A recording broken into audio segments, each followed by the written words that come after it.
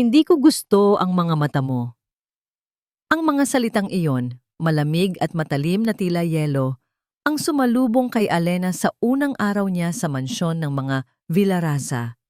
Napayuko siya, automatikong itinago ang mukha sa likod ng ilang hibla ng kanyang buhok.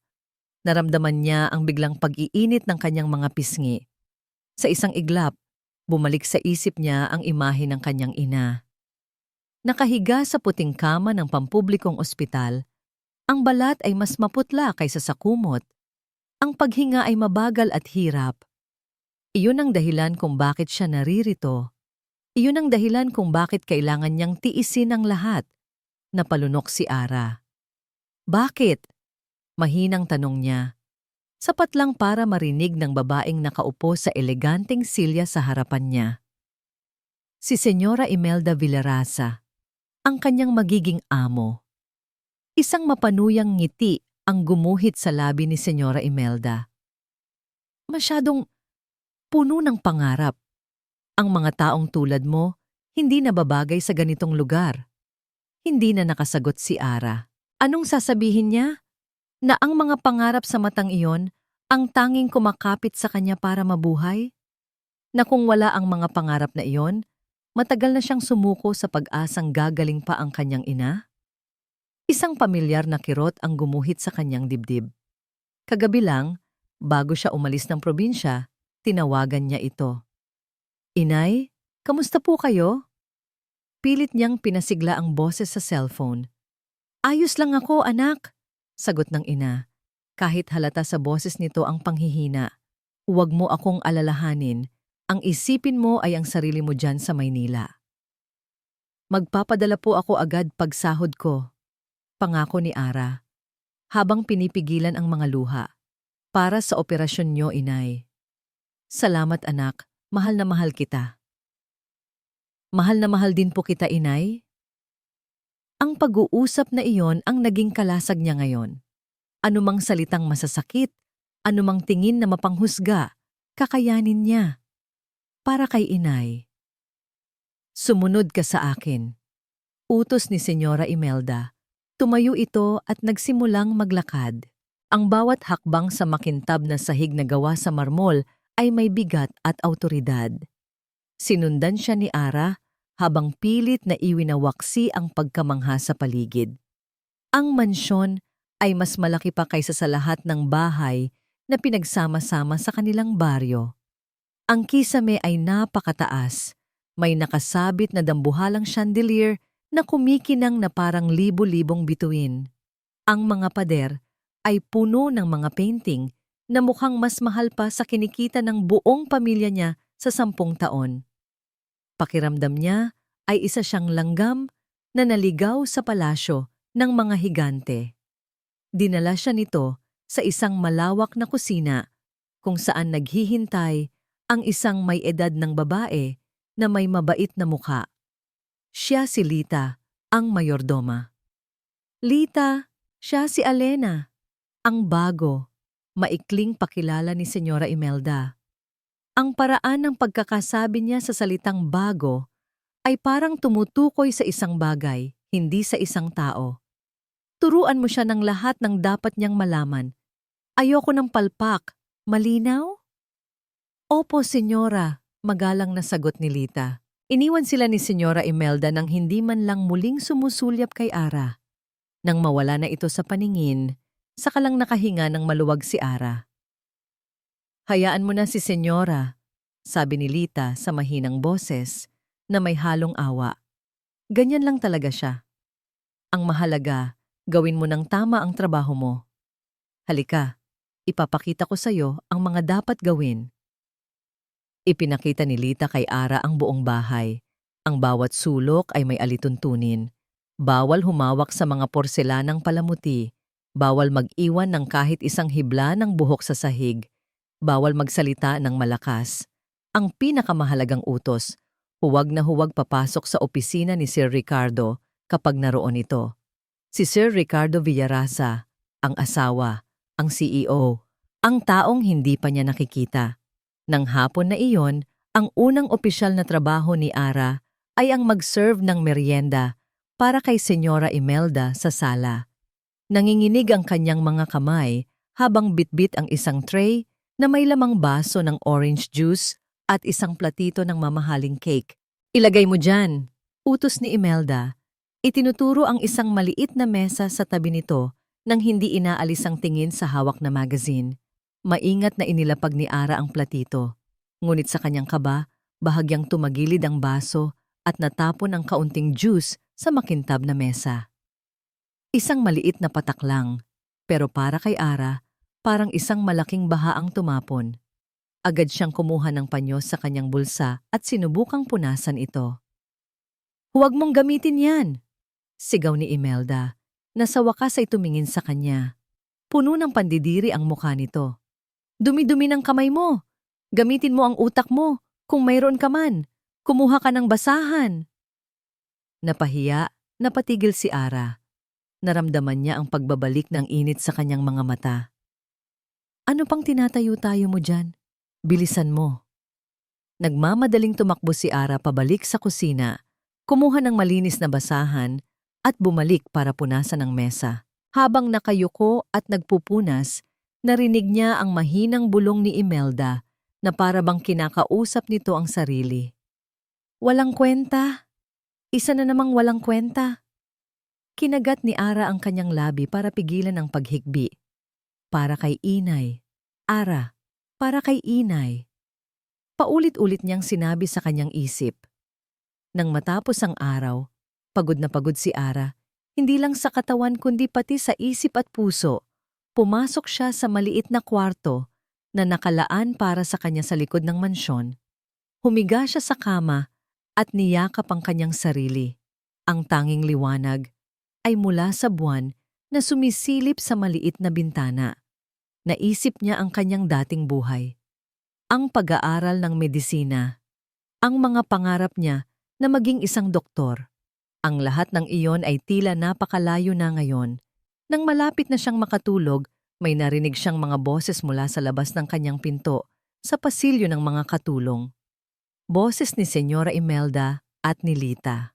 Hindi niya sinasadyang makinig, pero sapat ang lakas ng boses ni Senyora para marinig niya. "Hindi ako kumbinsido sa babaeng yan, Lita." "Senyora, bigyan po natin siya ng pagkakataon. Unang araw pa lang naman po niya," pakiusap ni Lita. Isang matagal na katahimikan ang sumunod, at pagkatapos, narinig ni Ara ang mga salitang dumurog sa natitira niyang pag-asa. "Siguraduhin mong hindi tatagal ang babaeng yan dito." "Gap ako'y." Ang hapagkainan ng mga Villaraza ay parang isang eksena mula sa pelikula. Mahaba ang mesa, gawa sa madilim at makintab na kahoy. Ang mga plato ay may gintong guhit sa gilid, at ang mga kubyertos ay kumikinang sa ilalim ng ilaw mula sa isa na namang chandelier. Ngunit ang katahimikan ay nakakabingi. Nakatayo si Ara sa isang sulok, kasama ang dalawa pang katulong, naghihintay ng anumang utos. Si Senyora Imelda ay nasa kabisera ng mesa, abala sa pagtingin sa kanyang cellphone. Ang upuan sa kabilang dulo, ang para sa sir ng bahay, ay bakante. Ito na raw ang normal na eksena tuwing hapunan, ayon kay Lita. Laging huli umuwi si Sir Ricardo mula sa opisina. Minsan, hindi na ito umuuwi para maghapunan. Naramdaman ni Ara ang bigat ng kalungkutan sa silid. Sa kabila ng lahat ng yaman, tila may kulang. Isang malaking kakulangan na hindi kayang punan ng pera. Maya-maya, isang malakas na buntong hininga ang pinakawalan ni Imelda. Ibinagsak niya ang cellphone sa mesa. "Nasaan na ba ang asawa ko?" Tanong niya sa hangin, pero ang mga mata niya ay matalim na nakatutok sa mga katulong, na para bang kasalanan nila. Walang nangahas na sumagot. Ilang sandali pa, bumukas ang pinto ng dining hall at pumasok ang isang matangkad na lalaki. Si Ricardo Villaraza. Napigil ni Ara ang kanyang paghinga. Ngayon niya lang ito nakita ng malapitan. May awtoridad sa kanyang tindig, ngunit may bakas din ng matinding pagod sa kanyang mga mata. Inalis niya ang kanyang coat at ibinigay sa isang katulong nang hindi tumitingin. "You're late," sabi ni Imelda. Ang boses ay walang init. "May tinapos lang akong meeting," sagot ni Rico. Umupo sa kanyang silya. Hindi man lang sila nagkatinginan. Nagsimulang mag-serve ng pagkain si Ara at ang mga kasama niya. Bawat galaw niya ay maingat, bawat hakbang ay pinag-isipan. Ang alaala ng natapong juice kaninang hapon ay sariwa pa sa kanyang isip. Ayaw na niyang maulit iyon. Nang ilapag niya ang isang mangkok ng sabaw sa harap ni Senyora Imelda, nanginginig pa rin ang kanyang kamay.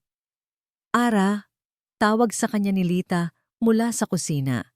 Sa paglingon niya, aksidenteng nasagi ng kanyang siko ang isang platito sa gilid ng mesa. Isang malakas na lagabog ang umalingaw sa tahimik na silid. Ang platito ay nahulog at nabasag sa sahig. Napatigil ang lahat. Nanlaki ang mga mata ni Ara. Ang puso niya ay tila umakyat sa kanyang lalamunan.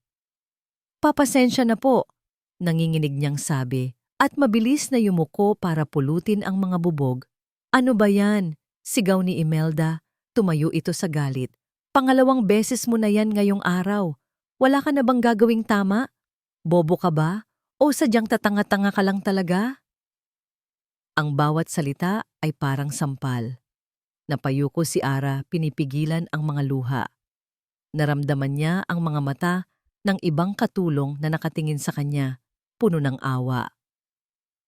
"Pasensya na po, senyora. Hindi ko po sinasadya." "Hindi sinasadya? Alam mo ba kung magkano ang halaga ng isang platong yan? Baka katumbas na ng isang buong taon na sahod mo." Hindi na nakasagot si Ara. Patuloy lang siya sa pagpulot ng mga bubog, nanginginig. "Imelda, tigilan mo na yan." Isang boses, kalmadong ngunit may bigat, ang pumutol sa galit ni Imelda. Nanggaling iyon kay Sir Ricardo. Napatigil si Ara sa pagpulot. Dahan-dahan siyang nag-angat ng tingin. Nakatingin si Sir Ricardo hindi sa kanya, kundi sa asawa nito. Ang mukha niya ay walang emosyon. "Kumain na tayo." Iyon lang, dalawang maikling pangungusap. Hindi siya ipinagtanggol. Hindi siya pinagalitan. Para bang isa lang siyang istorbo sa katahimikan na kailangang alisin. Umupo pabalik si Imelda, padabog. Ang mukha niya ay puno ng pagkainis. Tinulungan si Ara ni Lita na linisin ang kalat at pagkatapos ay sinenyasan siyang bumalik na muna sa kusina. Nakasandal sa pader ng kusina, doon na bumuhos ang mga luhang kanina pa niya pinipigilan. "Pagpasensyahan mo na si Madam," sabi ni Lita, hinahagod ang likod niya. Nagbago na siya ng husto simula nang ikasal sila ni Sir. Hindi na nagtanong pa si Ara. Ayaw na niyang malaman. Ang gusto na lang niya ay matapos ang gabi. Kinagabihan, hindi makatulog si Ara. Lumabas siya sa maliit na hardin sa likod para magpahangin. Mula doon, tanaw niya ang isang malawak na balkonahe sa ikalawang palapag ng mansyon. At doon, nakita niya siya. Nakatayo si Sir Ricardo, mag-isa sa dilim. Nakatalikod ito, nakatingin sa malawak na syudad na puno ng ilaw. Hindi siya gumagalaw, para siyang isang estatwa ng kalungkutan. Pinanood siya ni Ara mula sa malayo. Sa sandaling iyon, hindi niya nakita ang makapangyarihang CEO o ang malamig na asawa. Ang nakita niya ay isang taong mukhang pasan ang buong mundo. Isang taong kasing lungkot niya. Bumalik siya sa kanyang kwarto na may kakaibang bigat sa dibdib. Humiga siya at kinuha ang kanyang luma at basag na cellphone para tingnan kung may mensahe mula sa ospital. At mayroon nga. Isang mensahe mula sa nurse na kaibigan niya. Ang mga salita ay tila sumaksak sa kanyang puso. "Ara, kinausap ako ng doktor. Sabi niya, humihina na ang puso ni nanay. Kailangan na siyang maoperahan sa lalong madaling panahon. Mas maaga kaysa sa inaasahan natin." Napahawak si Ara sa kanyang bibig. Ang hangin ay tila naubos sa kanyang mga baga. Ang pera. Paano siya makakakuha ng ganoong kalaking pera sa lalong madaling panahon? Ang bigat na nararamdaman niya kanina ay napalitan ng purong takot at desperasyon. Ang mansyon na ito, kasama ang lahat ng kalungkutan at kahihiyan, ang tanging pag-asa niya. At ngayon, kahit iyon ay tila hindi sapat. Pinagmasdan ni Imelda Villarasa ang kanyang refleksyon sa malaking salamin ng kanyang walk-in closet. Diamante, perlas, ginto, lahat ng kumikinang, lahat ng mamahalin, lahat ng nagpapatunay na hindi na siya ang Imelda na galing sa putikan. Pero kahit anong suot niya, kahit gaano kamahal ang mga alahas na nakasabit sa kanyang leeg at tainga, may isang bagay siyang hindi mabibili. Ang tingin ng pagmamahal mula sa kanyang asawa. Kaninang umaga, sa almusal, nakita niya iyon. Isang sulyap. Isang mabilis na sulyap lang ni Rico sa bagong katulong habang inaabutan siya nito ng kape. Hindi iyon malisyosong tingin. Hindi iyon pagnanasa. Pero mayroon doon. Isang bagay na matagal nang nawala sa mga mata ni Rico kapag tumitingin sa kanya. Pagkilala. Parang nakikita niya ang babae bilang isang tao. At iyon para kay Imelda ay isang krimen. Naalala niya kung paano niya pinaghirapang makuha ang lahat ng ito. Ang mga taon na tiniis niya ang pagiging anino lang ng pamilya Villarasa, ang matalik na kaibigan ng kapatid ni Rico, palaging nakangiti, palaging sumasang-ayon. Naalala niya ang mga kasinungalingang ibinulong niya sa nanay ni Rico tungkol kay Maria, ang nobya nitong galing sa probinsya na kamukhang-kamukha sa pagiging simple nitong si Alena. Si Maria, ang babaeng may mga matang puno ng pangarap, katulad ng mga mata ng bagong katulong. Isang pamilyar na asido ang umakyat sa lalamunan ni Imelda, galit at takot. Ang takot na isang araw, makikita ni Rico sa ibang babae ang lahat ng minahal nito kay Maria at iiwan siya. Hindi. Hindi siya papayag. Siya ang nanalo noon. Siya ang mananalo ngayon. Dahan-dahan, hinubad ni Imelda ang isa sa kanyang mga hikaw na diamante. Pinaglaruan niya ito sa kanyang palad, pinanood ang pagkislap nito sa ilaw. Pagkatapos, sa isang kilos na puno ng kalkulasyon, lumakad siya pabalik sa kanyang kwarto at maingat na binitiwan ang hikaw. Gumulong ito at huminto sa ilalim mismo ng paa ng kanyang vanity table, isang lugar na hindi madaling makita kung hindi mo sadyaing hanapin. Humugot siya ng malalim na hininga, inayos ang kanyang damit at naghanda para sa kanyang pag-arte. "Lita! Lita!" Sigaw niya, ang boses ay puno ng artipisyal na pagkataranta. Mabilis na dumating si Lita, kasunod ang ilang katulong, kasama na si Ara. "Bakit po, senyora?" "Ang hikaw ko, ang diamante kong hikaw. Nawawala ang isa," sabi ni Imelda, hinahawakan ng kanyang tainga. "Kakasya ko lang kanina, siguradong may kumuha." Ang kanyang mga mata ay agad na dumapo kay Ara. Isang tingin na puno ng akusasyon. "Ikaw," turo niya kay Ara. "Ikaw lang ang pumasok dito kanina para maglinis." Nanlaki ang mga mata ni Ara, puno ng pagkabigla at pagtanggi. "Hindi po, senyora. Wala po akong kinukuha." "Sinungaling. Lahat kayong mahihirap, pare-pareho lang. Kapag nakakita ng pagkakataon, nagnanakaw." Sigaw ni Imelda. "Lita, halughugin ninyo ang kwarto ng babaeng yan. Ngayon din." "Pero senyora," pag-aatubili ni Lita, "gawin mo ang sinabi ko." Walang nagawa si Lita kundi sumunod. Dinala nila si Ara, na hindi makapagsalita sa sobrang gulat, pabalik sa maliit na silid nito. Si Imelda ay sumunod, na parang isang reyna na nanunood ng isang parusa. Pinanood niya habang binubuksan ni Lita at ng isa pang katulong ang maliit na aparador ni Ara. Ang mga damit nito ay iilan lang, maayos na nakatupi. Kinuha nila ang isang maliit na bag at inilabas ang laman. Isang pitaka na may kaunting pera, isang rosaryo at isang litrato ng isang may edad ng babae na nakangiti. Ang ina nito. Si Ara ay nakatayo lang sa gilid, tahimik na tumutulo ang luha. Hindi siya nagsalita, hindi nagreklamo. Tinitiis niya ang kahihiyan. At ang kanyang katahimikan, ang kanyang dignidad sa gitna ng pag-atake, ang lalong nagpagalit kay Imelda. "Hanapin ninyong mabuti. Siguradong itinago niya lang kung saan. Ang eksena ay puno ng tensyon. Ang paghalungkat sa mga gamit, ang paghikbi ni Ara, ang nag-aapoy na galit ni Imelda. Sa gitna ng lahat ng kaguluhan, walang nakapansin sa pagbukas ng pinto sa harapan. Tumigil ang lahat ng isang anino ang tumama sa kanila.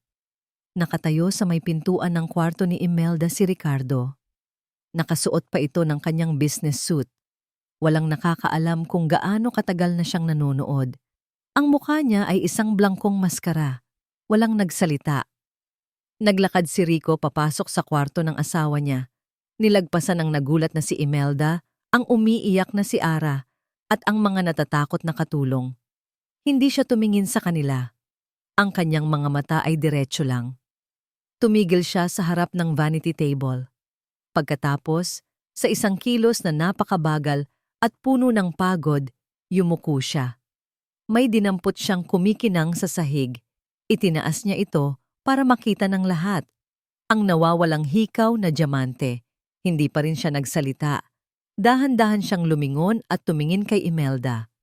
At sa mga mata niya, walang galit, walang sigaw. Isang bagay na mas malala pa roon. Isang tingin ng sukdulang pagkadismaya. Hindi umimik si Ricardo habang iniabot niya ang hikaw kay Imelda. Hindi niya kailangang magsalita. Ang katahimikan sa pagitan nilang dalawa ay mas maingay pa kaysa sa anumang sigaw. Nakita niya ang pagkataranta sa mga mata ng kanyang asawa, ang mabilis na pagpapalit ng ekspresyon mula sa galit patungo sa pagkagulat at sa huli, sa takot. Tinalikuran niya ito at ang buong eksena. Wala siyang sinabi kay Ara o sa ibang mga katulong. Naglakad lang siya palabas ng kwarto, papunta sa isang lugar kung saan makakahinga siya. Ang kanyang opisina, ang kanyang santuwaryo. Isinara niya ang mabigat na pinto na gawa sa kahoy at ang lahat ng ingay sa labas ay nawala. Napasandal siya rito, ipinikit ang mga mata at bumuga ng isang hininga na puno ng pagod at pagkasuklam.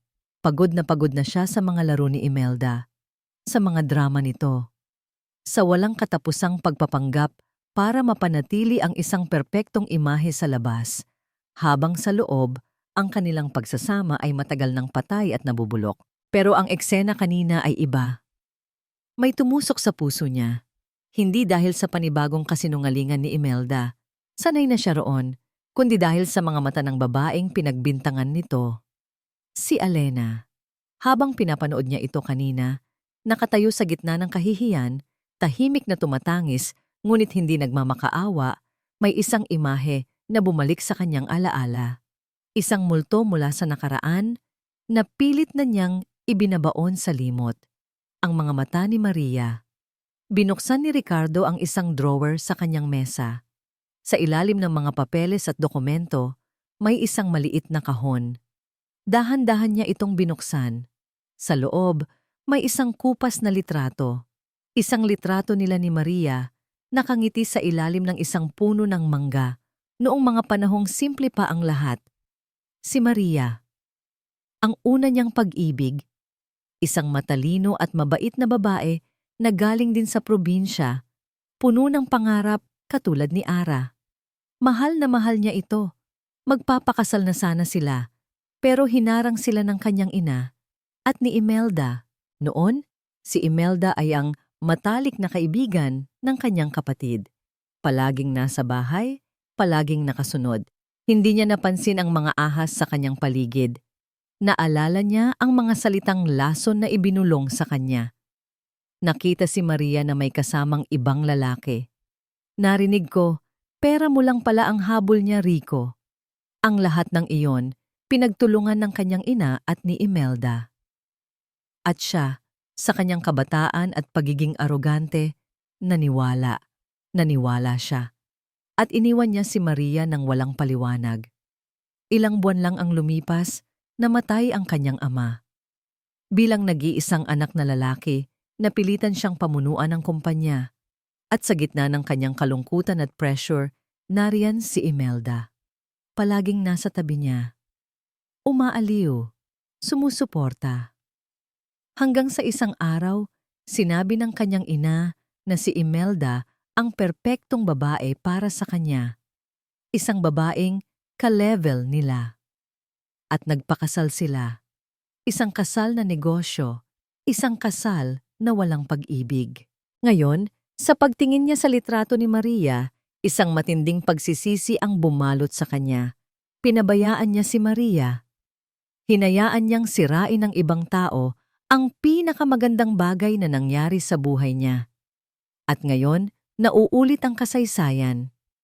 Isang inosenteng babae na naman ang target ng kamandag ni Imelda. Itinago niya pabalik ang litrato at isinara ang kahon. Pero sa pagkakataong ito, may nag-iba sa loob niya. Ang pagod ay napalitan ng isang malamig na galit. Ang pagsisisi ay naging isang determinasyon. Hindi na siya papayag na maulit ang nakaraan. Hindi na siya mananahimik. Tumunog ang intercom sa kanyang mesa. Boses iyon ni Imelda. "Rico, mag-usap tayo. Please." Hindi niya ito pinansin. Maya-maya, kumatok ito sa pinto. "Rico, buksan mo to. Mag-usap tayo." Hindi pa rin siya kumibo. Alam niya kung ano ang sasabihin nito. Magpapaliwanag. Magdadahilan. Mag-iiyak. Ang lahat ng iyon ay parte ng kanyang laro. At sawang-sawa na siya. "May dinner party tayo bukas ng gabi." Sigaw ni Imelda mula sa labas. Ang boses ay nagiging desperado. Darating si Mr. Tan, ang investor mula sa Singapore. Kailangan nating magpanggap na okay tayo. Kailangan ko ang suporta mo, Rico. Ito na naman, ang negosyo, ang imahe. Iyon lang ang mahalaga sa kanya. Binuksan ni Ricardo ang pinto. Nagulat si Imelda sa biglaang pagbukas nito. Ang galit sa mukha nito ay napalitan ng pag-asa. Tinitigan siya ni Ricardo ng diretso sa mga mata. "Darating ako sa party," sabi niya sa isang boses na walang kabuhay-buhay. "Gagawin ko ang parte ko." Isang ngiti ng tagumpay ang unti-unting gumuhit sa labi ni Imelda. Akala niya, nanalo na naman siya, pero hindi niya nakita ang desisyon sa likod ng mga mata ni Ricardo. Isang desisyon na matagal nang dapat niyang ginawa. Habang nagsasara ang pinto, may huling sinabi si Imelda. Ang boses ay puno ng pagbabanta at panunumbat. "Sana naman sa party. Umarte kang parang asawa ko talaga, Rico. Para sa negosyo." Isinara ni Ricardo ang pinto. Iniwan si Imelda sa labas. Umupo siya sa kanyang silya at tumanaw sa bintana. Oo, aarte siya. Pero hindi sa paraang inaasahan ni Imelda. Bukas ng gabi, magtatapos na ang lahat ng pagpapanggap. Ang gabi ng party ay puno ng mga pekeng ngiti at matatamis na salita na nakabalot sa lason. Para kay Ara, ang bawat segundo ay parang paglakad sa ibabaw ng maninipis na bubog. Nagtatrabaho siya ng walang tigil. Nagsasalin ng inumin, nag-aalok ng pagkain, habang pilit na iniiwasan ang matatalim na tingin ni Senyora Imelda. Si Senyora ay parang isang reyna sa kanyang trono. Nakasuot ng isang kumikinang na itim na bestida, bawat galaw niya ay kalkulado. Nakakapit siya sa braso ni Sir Ricardo, ngumingiti sa mga bisita at tumatawa sa tamang pagkakataon. Isang perpektong larawan ng isang masayang may bahay. Pero nakikita ni Ara ang katotohanan. Ang higpit ng pagkakahawak ni Imelda sa braso ng asawa na para bang takot itong makawala. Ang walang emosyong mukha ni Sir Ricardo nang ngumingiti lang kapag may nakatingin. Ang pinakamahalagang bisita ay isang matandang lalaking Chinese na nagngangalang Mr. Tan. Siya raw ang investor na magliligtas sa isang malaking proyekto ng kumpanya, ayon sa narinig ni Ara sa usapan ng ibang katulong. Kaya naman, lahat ng atensyon ni Imelda ay nakatuon dito. "Mr. Tan, please, have some more wine," sabi ni Imelda. Ang boses ay matamis na parang pulot. "It's a special vintage." "Thank you, Mrs. Villaraza. You have a beautiful home," sagot ng matanda. Ngumiti ito. "Please, call me Imelda." Habang nag-uusap sila, lumapit si Ara para muling punan ng baso ni Mr. Tan. Nanginginig ang kanyang kamay, pero pilit niyang pinatatag ang sarili. "Excuse me po," mahina niyang sabi. Sa sandaling iyon, tiningnan siya ni Imelda. Isang mabilis na sulyap lang, pero puno ng pagbabanta. Isang tingin na nagsasabing, "Isang pagkakamali mo lang." Nagpatuloy ang gabi. Si Ara ay parang anino. Gumagalaw sa gilid-gilid, tinitiyak na malinis ang lahat, na puno ang mga baso, at walang anumang gusot. Akala niya, malalagpasan niya ang gabi nang walang gulo. Nagkamali siya. Nang malapit nang matapos ang party, habang nag-uusap sina Imelda, Rico at Mr. Tan sa gitna ng sala, tinawag siya ni Imelda. "Ara, halika rito." Lumapit si Ara, dala-dala ang isang pitsel ng tubig. "Yes, senyora?" "Kumuha ka ng red wine, bigyan mo kami ng isang bote pa." "Opo, senyora." Tumalikod si Ara para kumuha ng alak. Pagbalik niya, bitbit ang isang bote ng mamahaling red wine at isang baso sa tray. Nakita niyang nakatayo si Imelda sa isang paraan na tila sinasadya nitong harangan ang kanyang daan. Kinabahan si Ara. Nag-ingat siya sa paglakad. Ngunit paglapit niya, biglang gumalaw si Imelda. Isang maliit na hakbang paatras na para bang nagulat. Ang katawan ni Imelda ay bumangga sa tray na hawak ni Ara. Ang lahat ay nangyari ng napakabilis. Ang bote ng red wine ay tumagilid. Ang matingkad na pulang likido ay bumuhos, hindi sa sahig, kundi sa puting bestida ni Mr. Tan at sa mamahaling bestida ni Imelda. Natahimik ang buong silid. "Oh my goodness!" sigaw ni Imelda. Ang boses ay puno ng pagkabigla. Isang pag-arte na napakahusay. Tiningnan niya ang mantsa sa kanyang damit. Pagkatapos ay tumingin kay Ara na may nag-aapoy na galit. "Anong ginawa mo? Tingnan mo, ang damit ko, ang suit ni Mr. Tan, wala ka talagang silbi." Si Ara ay natigilan, hindi makapaniwala sa nangyari. Alam niya sa kaibuturan ng kanyang puso na sinadya iyon. Pero paano niya iyon papatunayan? "Papasensya na po, hindi ko po sinasadya." "Hindi sinasadya?" Putol ni Imelda, ang boses ay lalong lumakas para marinig ng lahat. "Tingnan mo nga yang sarili mo, pati yang uniforme mo ang dumi-dumi, hindi ka nababagay dito, nakakahiya ka." Ang mga salita ay tumagos sa puso ni Ara na parang mga punyal. Naramdaman niya ang mga mata ng lahat ng bisita na nakatutok sa kanya, puno ng paghusga at awa. Gusto niyang magpalamon sa lupa.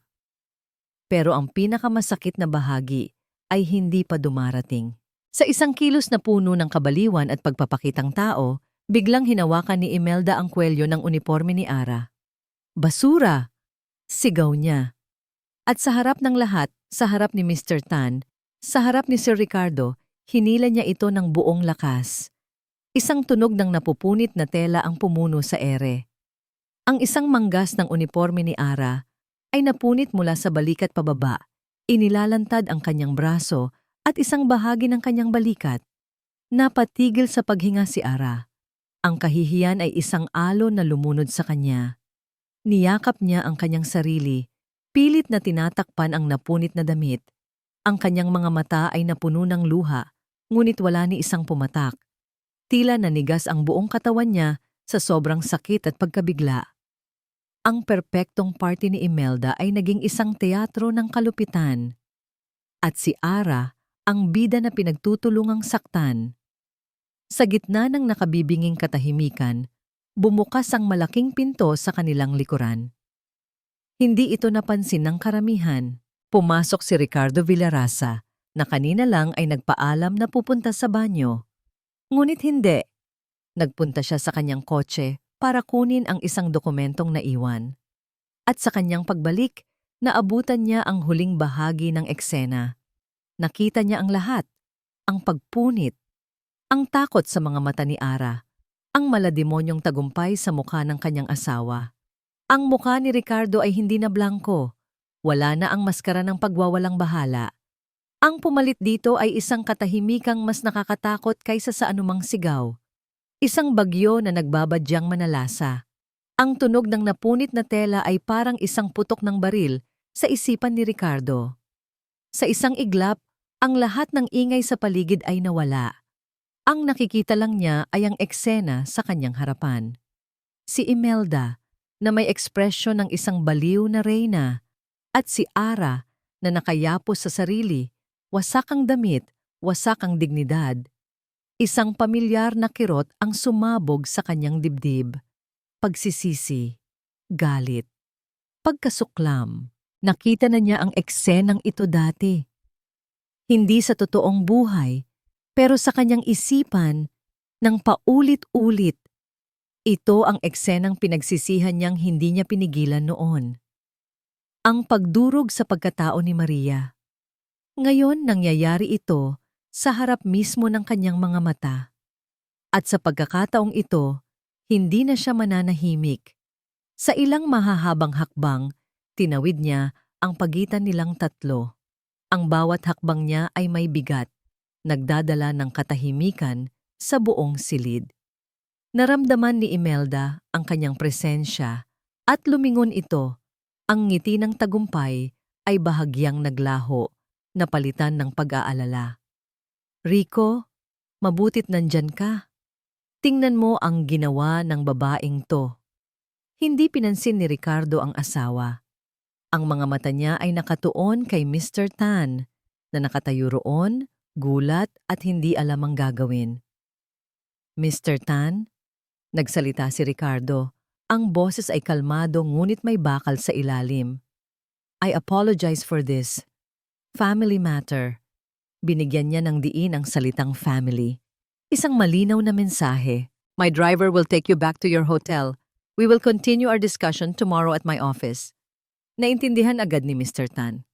Tumango ito, kinuha ang kanyang gamit at nagpaalam ng pabulong.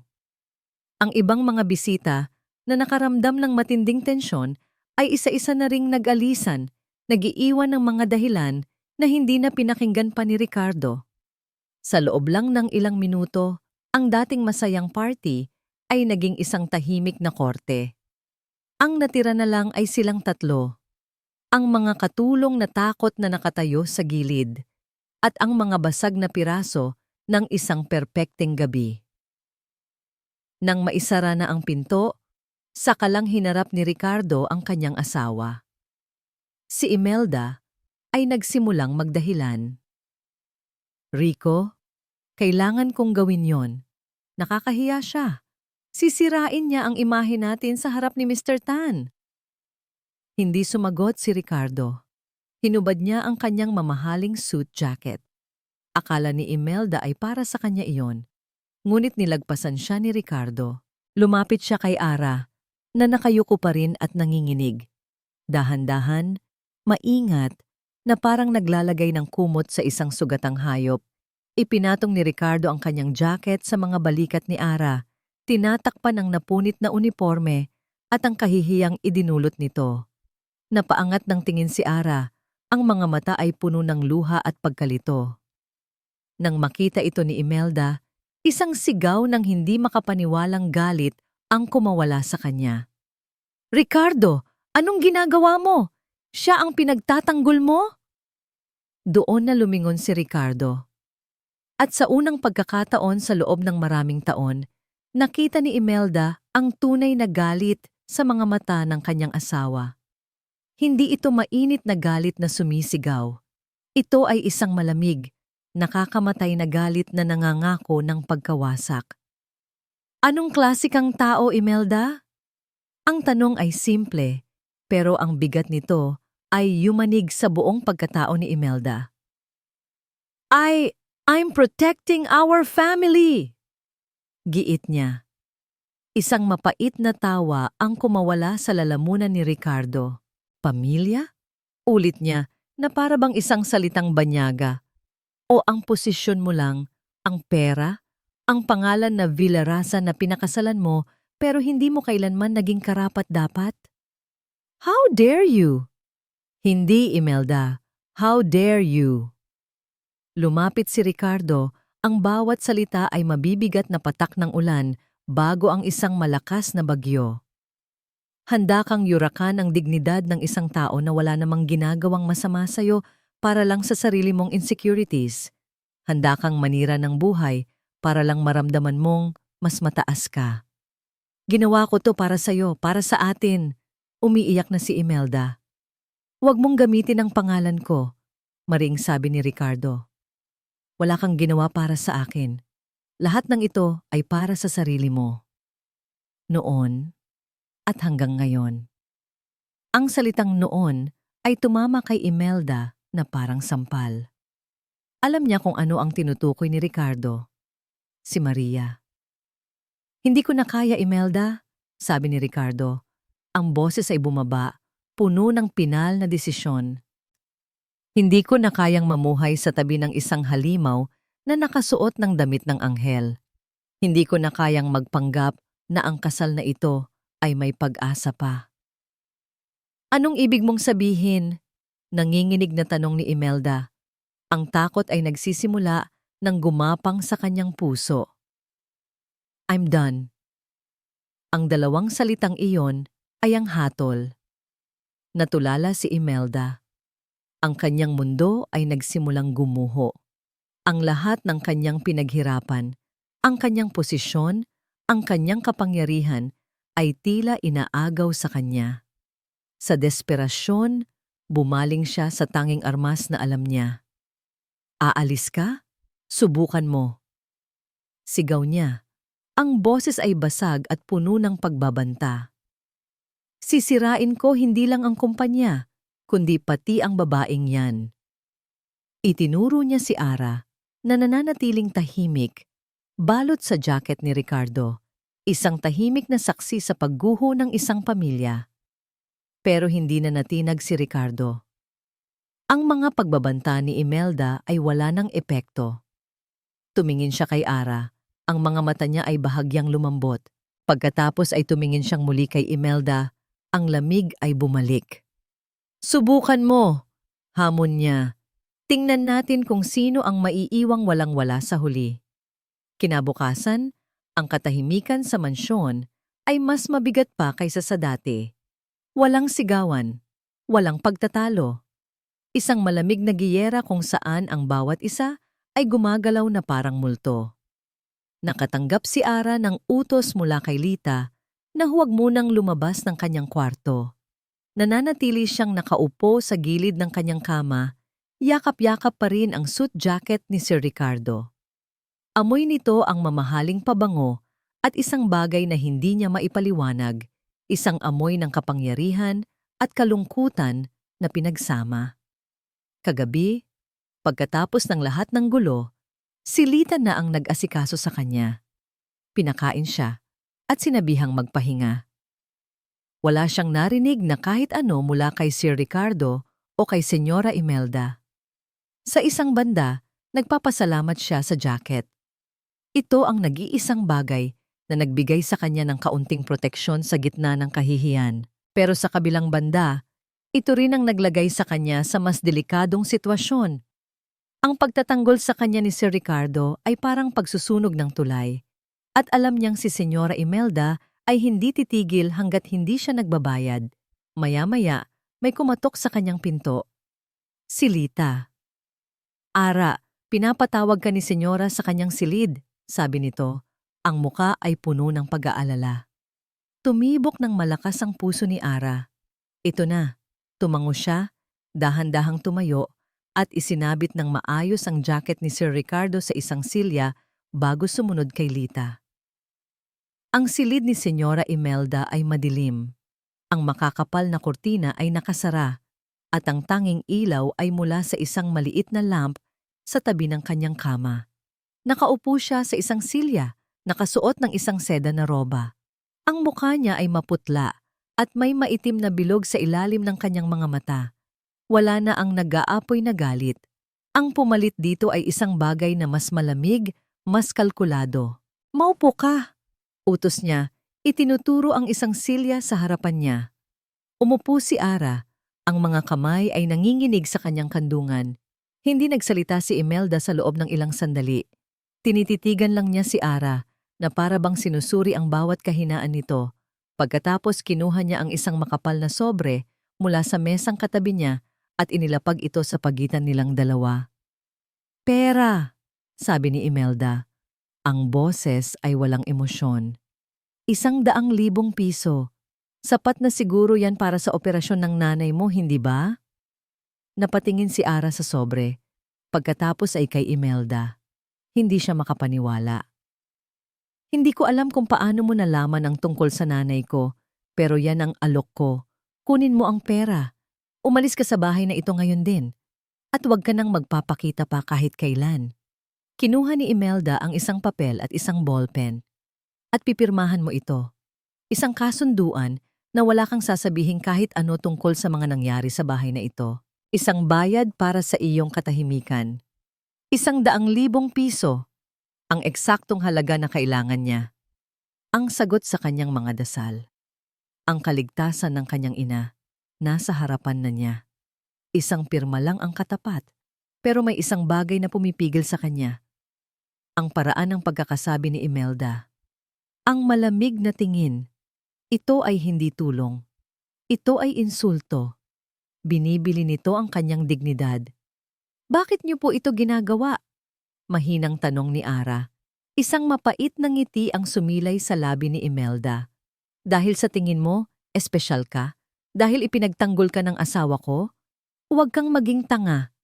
Isa ka lang laruan, isang abala. At gusto ko nang mawala ang abala na yan. Kunin mo na ang pera para matapos na to." Sa sandaling iyon, nagring ang cellphone ni Ara. Isang mahina, halos basag na tunog mula sa kanyang luma at mumurahing telepono. Nagtaas ng kilay si Imelda sa inis. "Sagutin mo." Nanginginig na kinuha ni Ara ang telepono mula sa kanyang bulsa. Numero ng ospital. "Hello? Miss Alena Reyes? Ito si Dr. Santos. Tumatawag ako tungkol sa nanay mo." Ang puso ni Ara ay tila tumigil sa pagtibok. "Dok, kamusta po siya?" Humina ang kondisyon niya kagabi. Kailangan na talaga natin siyang operahan sa lalong madaling panahon. Kung maaari sa loob ng linggong ito, kailangan niyo nang makapagdeposito para ma-schedule natin siya. Ang bawat salita ng doktor ay parang martilyo na pumupukpok sa kanyang dibdib. Sa loob ng linggong ito, napatingin siya sa sobre ng pera sa ibabaw ng mesa.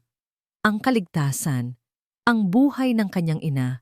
Pagkatapos ay napatingin siya sa mukha ni Senyora Imelda na puno ng pagkayamot at pagmamataas. Naalala niya ang sinabi ng kanyang ina sa kanya bago siya umalis. "Anak, kahit anong mangyari, huwag mong ibebenta ang dangal mo." Ang kanyang pagkatao laban sa buhay ng kanyang ina. Isang imposibleng pagpipilian. Ang mga luha ay nagsimulang mamuo sa kanyang mga mata.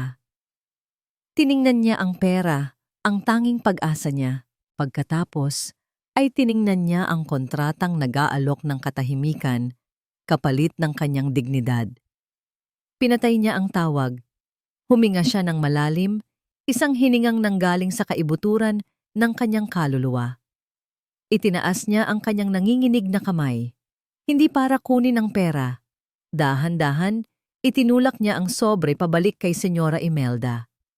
Nagulat si Imelda. Anong ginagawa mo?"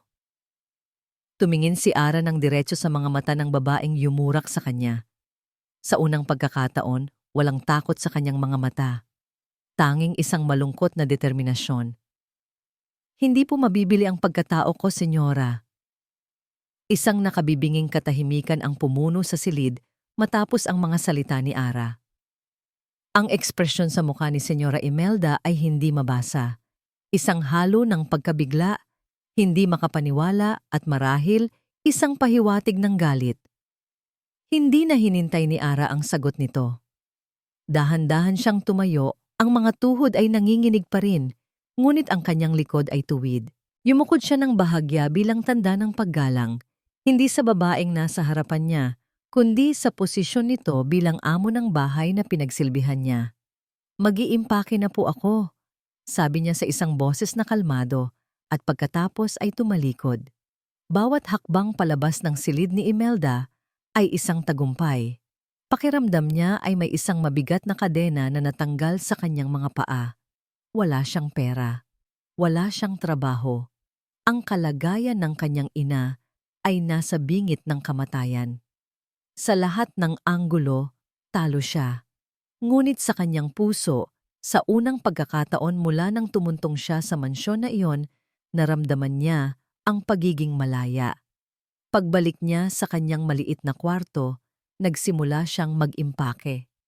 Iilan lang naman ang gamit niya. Habang maingat niyang tinutupi ang kanyang mga damit, pumasok si Lita. Ang mga mata ng matanda ay puno ng luha. "Ara, anak," sabi nito. Ang boses ay basag. "Narinig ko. Sigurado ka ba sa desisyon mo?" Tumango si Ara, isang maliit na ngiti ang sumilay sa kanyang mga labi. "Opo, Manang Lita, kailangan ko po itong gawin." "Pero ang nanay mo, ang pera." "May awa po ang Diyos," sagot ni Ara, kahit hindi niya alam kung saan siya kukuha ng pag-asa. Niyakap siya ni Lita ng mahigpit. May kinuha ang matanda sa kanyang bulsa. Isang sobre na lukot-lukot. "Ito, tanggapin mo. Kaunting ipon ko. Hindi ito malaki, pero sana makatulong." Umiling si Ara. "Naku, Manang, huwag po. Sa inyo po yan." "Kunin mo na," pilit ni Lita. Isiniksik ang sobre sa kamay ni Ara. "Utang na loob. Ituring mo na lang na pabuya dahil sa ipinakita mong katatagan." Sa kabaitan ng matanda, doon na bumuhos ang mga luhang kanina pa pinipigilan ni Ara. Niyakap niya si Lita pabalik. "Salamat po, maraming salamat po."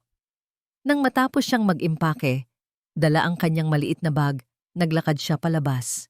Kailangan niyang dumaan sa malawak na sala para makarating sa pangunahing pinto. At nandoon si Imelda. Nakatayo malapit sa bintana, nakatalikod sa kanya. Naghihintay. Huminto si Ara. Akala niya ay may sasabihin pa itong masasakit na salita, may huling insulto. Ngunit si Imelda ay nanatiling tahimik. Sa halip, si Ara ang nagsalita. Hindi na siya ang babaeng takot na yumuyuko. "Senyora," simula niya, ang boses ay matatag. Dahan-dahang lumingon si Imelda. Ang mukha niya ay walang emosyon, isang maskara na gawa sa yelo. "Pinapatawad ko po kayo," sabi ni Ara. Nagulat si Imelda. Ang kanyang mga mata ay bahagyang nanlaki. Nagpatuloy si Ara. Ang mga salita ay hindi nagmula sa galit, kundi sa isang malalim na awa. "Dahil naawa po ako sa inyo.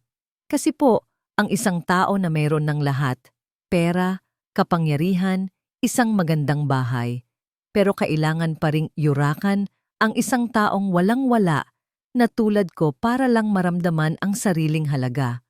Mas kawawa pa po kayo kaysa sa akin." Isang katotohanan na parang sampal. "Sana po," huling sabi ni Ara, "bago ninyo hanapin ang paggalang ng iba, mahanap niyo muna ang paggalang sa sarili ninyo." Pagkatapos noon, tumalikod na si Ara.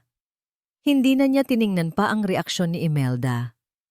Naglakad siya ng diretso patungo sa malaking pinto na gawa sa nara. Ang bawat hakbang ay isang pag-angkin sa kanyang sariling dangal. Nang hawakan na niya ang malamig na doorknob at handa nang harapin ang isang mundong walang kasiguraduhan, isang boses ang pumigil sa kanya. Isang boses na kalmado, ngunit puno ng awtoridad. "Sandali, Ara." Napahinto siya. "Huwag ka munang umalis." Dahan-dahan siyang lumingon. Nakatayo sa paanan ng grand staircase si Ricardo Villaraza. Nakasuot ito ng formal na damit, tila papasok sa trabaho. Ngunit ang kanyang mga mata ay nakatuon lamang sa kanya.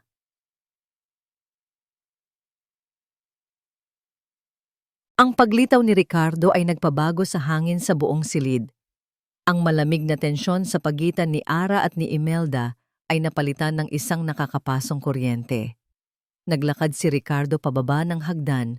Ang kanyang mga mata ay hindi inaalis kay Ara. Nilagpasan niya ang kanyang asawa na parang hindi ito umiiral at huminto sa harap ng dalagang may hawak ng kanyang munting bagahe. "Narinig ko ang lahat," sabi niya sa mahinang boses. "Sapat lang para marinig nilang tatlo." Tumingin siya sa bag na hawak ni Ara. "Aalis ka nang walang-wala matapos ang lahat ng ginawa sa'yo sa bahay na ito?" Hindi nakasagot si Ara. Ano ang sasabihin niya? Na ito ang tanging paraan para mapanatili ang natitira niyang dangal? Bumaling si Ricardo kay Imelda. Ang lamig sa kanyang mga mata ay bumalik. Nag-alok ka raw ng pera para sa kanyang katahimikan. "Ginagawa ko lang ang dapat para protektahan ang pamilya natin." Depensa ni Imelda. Ang boses ay nagsisimula ng manginig. "Hindi," mariing sabi ni Ricardo. "Sinusubukan mong bilhin ang isang bagay na hindi mo maintindihan. Ang tawag dito ay integridad. Isang bagay na ipinakita ni Ara at isang bagay na matagal mo nang isinuko." Naglakad siya patungo sa isang telepono sa gilid ng sala at may tinawagan. "Hello, Attorney Santos? Si Ricardo Villarasa ito." "Oo, ituloy mo na ang pag-asikaso sa mga papeles. Simulan mo ang proseso." Ibinaba niya ang telepono at muling hinarap ang naguguluhang si Imelda. "Pinag-iisipan ko ito buong gabi. Ang paghihiwalay natin. Ngayon, sigurado na ako." "Hindi mo maaaring gawin to sa akin, Rico." Sigaw ni Imelda, ang kanyang pagkukunwaring kalmado ay tuluyan ng gumuho. "Pagkatapos ng lahat ng ginawa ko para sa'yo." "Wala kang ginawa para sa akin, Imelda. Ginawa mo ang lahat para sa sarili mo," sagot ni Ricardo. Ang boses ay pagod na. "At tapos na ako sa pagiging parte ng mga kasinungalingan mo." Muli siyang bumaling kay Ara at sa pagkakataong ito, isang bagay na hindi pa nakikita ni Ara sa mga mata nito ang lumitaw. Respeto. "Ara," sabi niya. Ang kanyang boses ay mas malambot na ngayon. "Ang ginawa mo kanina, ang pagtanggi mo sa pera, iyon ang pinakamatapang na bagay na nakita ko sa loob ng mahabang panahon. Pinakita mo sa akin kung ano ang tunay na halaga." "Nakinig ako sa pag-uusap ninyo kanina ni Dr. Santos. Alam ko ang sitwasyon ng nanay mo." Humakbang siya palapit. "Hindi ko iaalok sa iyo ang pera bilang bayad sa katahimikan mo. Iba ang iaalok ko." Simula sa araw na ito, ang Villarasa Corporation ay magtatatag ng isang educational and medical foundation. Paliwanag niya habang nakatingin ng diretso kay Ara, ngunit ang kanyang mga salita ay malinaw na parinig din kay Imelda. Isang foundation para sa mga karapat-dapat na estudyante na may malaking pangarap pero kapos sa buhay. "At ikaw, Alena Reyes," sabi niya. Binabanggit ang buong pangalan ni Ara sa unang pagkakataon, ang magiging unang scholar ng foundation na ito. Natulala si Ara. Ang hangin ay tila naubos sa kanyang mga baga. "Sasagutin ng foundation ang lahat ng gastos mo sa pag-aaral ng medisina hanggang sa makapagtapos ka," patuloy ni Ricardo. "At sasagutin din nito ang lahat ng gastusin sa ospital at sa operasyon ng nanay mo. Lahat." Ang mga luha na pinigilan ni Ara ay bumuhos na ng tuluyan, ngunit hindi ito luha ng kalungkutan o kahihiyan. Ito ay luha ng pasasalamat at hindi makapaniwalang saya. "Hindi ito kawanggawa, Ara," dagdag ni Ricardo. "This is an investment. Isang investment sa isang taong alam kong magiging isang mahusay na doktor balang araw. Isang taong may puso." Hindi ko po alam ang sasabihin ko, sir." Nauutal na sabi ni Ara. "Hindi mo kailangang magsalita," sabi ni Ricardo. Sa likuran nila, isang hikbi ang narinig. Si Imelda. Nakasandal siya sa pader. Ang mukha ay basang-basa ng luha. Ang kanyang maskara ay tuluyan ng nabasag. Sa isang iglap, hindi siya ang senyora na nakakatakot. Isa lang siyang babaeng natalo, isang babaeng naiwang mag-isa sa gitna ng mga guho ng kastilyong siya mismo ang gumiba. "Tapos na tayo, Imelda," sabi ni Ricardo sa huling pagkakataon. Hindi na may galit, kundi may isang malungkot na pinalidad. Hindi na niya pinansin pa ang dating asawa. Kumuha siya ng isang business card mula sa kanyang pitaka at iniabot ito kay Ara. Tawagan mo ang numerong yan. Yan ang abogado ko, si Attorney Santos. Sasabihin niya sa'yo ang lahat ng detalye, sila na ang bahala sa lahat. Nanginginig na tinanggap ni Ara ang card, ngumiti si Ricardo. Isang maliit, ngunit tunay na ngiti. Mag-aral kang mabuti, Doktora Reyes. At sa pagtawag niya sa kanya ng doktora, naramdaman ni Ara na ang kanyang mga pangarap na minsan niyang inakalang patay na ay muling nabuhay. Lumipas ang 6 na buwan. Ang hangin sa labas ng ospital ay malinis at sariwa. Nakaupo si Alena sa isang bench sa ilalim ng isang malaking puno ng akasya. Pinapanood ang kanyang ina na dahan-dahang naglalakad-lakad sa hardin ng ospital. Ang mukha ng kanyang ina ay may kulay na, hindi na kasing putla ng dati. Ang kanyang mga ngiti ay abot tainga. Dahan-dahan lang po, inay. Paalala ni Ara, kahit na ang puso niya ay umaapaw sa saya. Ang operasyon ay naging matagumpay. Ang lahat ng gastos, tulad ng ipinangako ni Sir Ricardo, ay sinagot ng foundation. Ang kanyang ina ay nasa landas na ng ganap na paggaling. Napakabait ng Diyos, anak, sabi ng kanyang ina nang makalapit ito sa kanya at umupo sa tabi niya. At napakabait ng Sir Ricardo mo. Ngumiti lang si Ara. Ang buhay niya ay nagbago ng 100%. Nakabalik na siya sa pag-aaral ng medisina. Wala na ang mabigat na pasanin ng pera sa kanyang mga balikat. Ang tanging inaatupag na lang niya ay ang kanyang mga libro at ang pag-aalaga sa kanyang ina. Nangunguna siya sa kanyang klase. Ang bawat pagsusulit na kanyang naipapasa, ang bawat bagong kaalaman na kanyang natututunan, ay iniaalay niya sa 2 tao. Sa kanyang ina, na siyang inspirasyon niya, at kay Sir Ricardo, ang taong nagbigay sa kanya ng pangalawang pagkakataon. Hindi na sila madalas magkausap ni Sir Ricardo. Paminsan-minsan, tumatawag ang abogado nito para kamustahin ang kanyang pag-aaral at ang kalagayan ng kanyang ina. Ngunit si Sir Ricardo mismo ay hindi na niya nakita o nakausap mula noong araw na umalis siya sa mansyon. Nabalitaan niya mula sa mga news site na natuloy ang annulment nito kay Senyora Imelda. Nabalitaan din niya na ang Villaraza Corporation ay lalong lumago at ang bagong foundation nito ay tumutulong na sa marami pang mga estudyante. Masaya siya para dito. Tahimik siyang nagpapasalamat sa lalaking nagbago ng kanyang kapalaran. Ang ugnayan nila ay hindi romantiko. Ito ay isang bagay na mas malalim. Isang ugnayan na nabuo mula sa respeto, pasasalamat, at isang ibinahaging sandali ng katapangan. Habang nakaupo sila roon, nag-vibrate ang kanyang cellphone. Isang mensahe. Mula sa isang numerong hindi pamilyar, ngunit alam niya kung kanino galing. Kamusta ka na, Ara? I heard you're at the top of your class. Congratulations. Iyon lang. Simple. Formal. Ngunit sapat na iyon para mapangiti si Ara. Okay lang po, sir. Salamat po sa lahat. Kayo po, kamusta? Mabilis siyang nag-reply. Inilagay niya ang cellphone sa kanyang bulsa at niyakap ang kanyang ina. Tumingin siya sa kalangitan.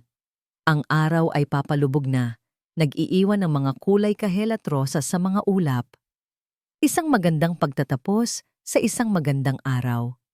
Hindi niya alam kung ano ang naghihintay sa hinaharap. Ang landas para maging isang doktor ay mahaba pa. Ngunit sa unang pagkakataon, sa loob ng mahabang panahon, hindi na siya natatakot. Malaya na siya. Buo. At handang harapin ang anumang pagsubok. Niyakap niya ang kanyang ina ng mahigpit. Nilalasap ang sandali. Ang kanyang pangarap ay abot kamay na.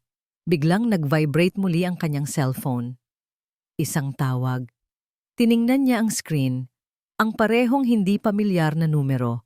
Ngunit sa ilalim nito, may pangalan na automatikong lumabas na parabang ang network mismo ang nagsasabi sa kanya kung sino ito. Ricardo Villaraza. Huminga siya ng malalim. Isang ngiti ang unti-unting gumuhit sa kanyang mga labi. Tumingin siya sa papalubog na araw. sa bukang liwayway ng kanyang bagong buhay. Sinagot niya ang tawag. Hello?